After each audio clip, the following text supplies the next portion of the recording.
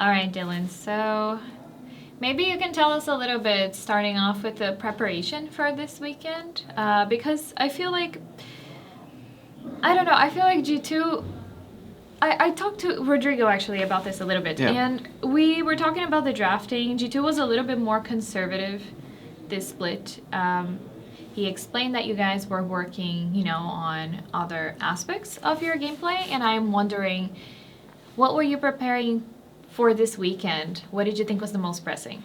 I think we prepared kind of a variety of different comps. We prepared some that are a bit more fancy. Like as you saw today, we played the Bel'Veth Sejuani mid-jungle. Right, and yesterday you brought Bel'Veth, Nyla. Yeah. Nyla, yeah. Mm-hmm. So, but we also have a bit more standard stuff as well. So I think as far as what we choose to play, I just want the draft to be good and to make sense strategically. And I think sometimes it makes sense to be very aggressive based on the bans and the picks, and sometimes it doesn't. So it's not like, I'm not trying to create a scenario where we say, oh, now we have to play safe, or now we have to play aggressive. I just always want to be drafting well, I think. But there have to be disadvantages to sometimes drafting too creatively. I know that you want to make sense to things, but what are some of the risks that you guys could have, and why is it that you guys think that it's worth to take them? So I think that some of the risks often deal with champs that are very strong in the early game.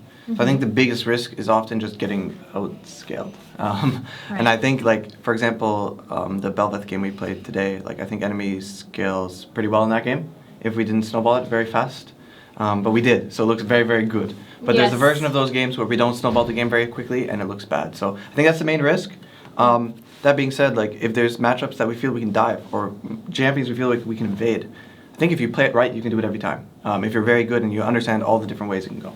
Do you think that maybe because Bel'Veth is this, I won't say 50-50, but kind of 50-50, if it doesn't really work in the early game, it becomes so difficult to make her work in the competition, I guess, or later. Yeah.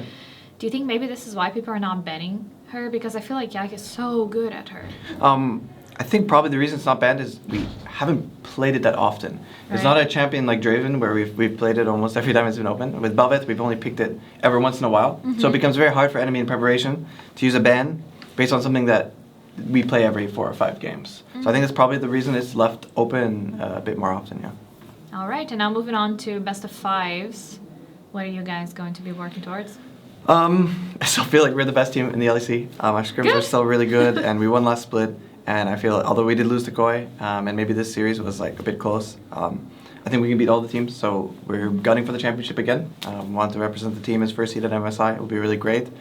It's going to be a banger for sure. 3 back-to-back best of 5s if we win. So I'm looking forward to it for sure. All right. Sounds good, Dylan. Thank you. Yeah, thank you.